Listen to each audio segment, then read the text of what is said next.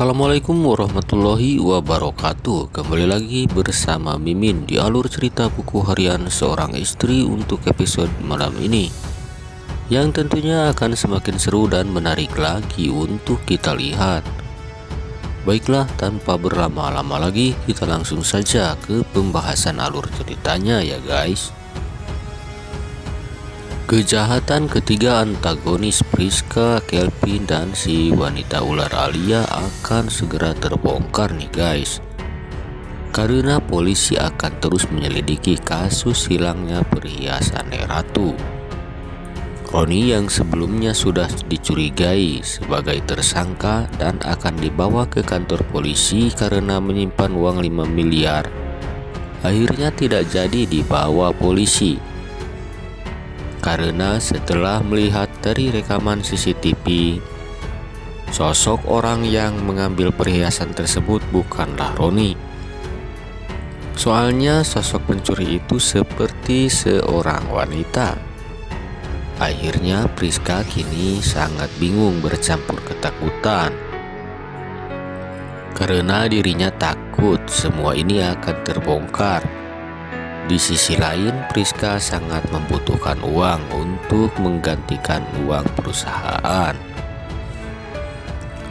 Priska berani nekat mengambil uang yang akan dibawa Roni ke bank. Padahal hasil dari penjualan perhiasan pun sudah cukup untuk diserahkan kepada Bu Arni. Sementara Alia sekarang masih saja mencurigai Priska yang sudah bersekongkol dengan seseorang untuk mencuri uang tersebut. Dari kasus ini nantinya bisa dipastikan nih guys, Roni akan buka mulut tentang uang 5 miliar yang sebenarnya dia ambil dari Priska, Alia, dan si Sarap Kelvin. Dengan itu, otomatis Pasya akan mendesak Roni dan Alia untuk mengatakan dari manakah uang 5 miliar itu. Besar kemungkinan Alia dan Kelvin akan mengaku kalau uang itu dari hasil penyelewengan uang perusahaan yang dilakukan olehnya, dan Priska juga ikut terlibat. Sementara Roni juga akan bilang kalau uang itu bisa diambil atas kesepakatannya dengan Kelvin. Setelah itu pasti Alia akan menyalahkan Kelvin dan akan memusuhi Kelvin setelah Roni mengatakan kepada Alia tentang meninggalnya Salsa yang disebabkan karena kelalaian Kelvin. Kelvin juga akan merasa terpojokan dan pasti akan kembali menggugat Roni tentang kematian Claudia. Bisa dipastikan dengan kejadian ini akan membuat kejahatan mereka benar-benar terbongkar ya guys. Penjara pun akan menjadi penginapan yang cukup lama untuk mereka ya guys. Sementara Lula akan kembali memaafkan Pasya setelah Pasya menjelaskan tentang fotonya bersama Naura yang membuat Pak Arman dan Bu Diana juga Lula menjadi salah paham dan memusuhi Pasya. Setelah uang 5 miliar direbut Priska, Roni bukan hanya kecewa, tapi Roni juga harus merasakan dihajar habis-habisan oleh anak buah Pak Bosongot Jongos. Karena Roni sudah memberikan kayu cendana kepada Dewa untuk membuat box bayi untuk junior nanti.